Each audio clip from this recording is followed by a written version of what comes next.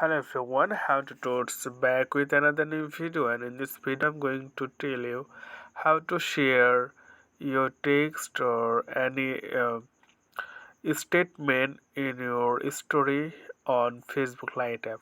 So you can see it's the Facebook Lite app, so you have to go here, the add to stories, so simply click on that.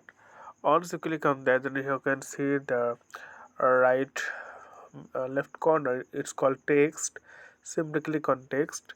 Once you click on text, then you can write anything here. Okay, hi, welcome. So you can write anything. Okay, and after that click done and then share now,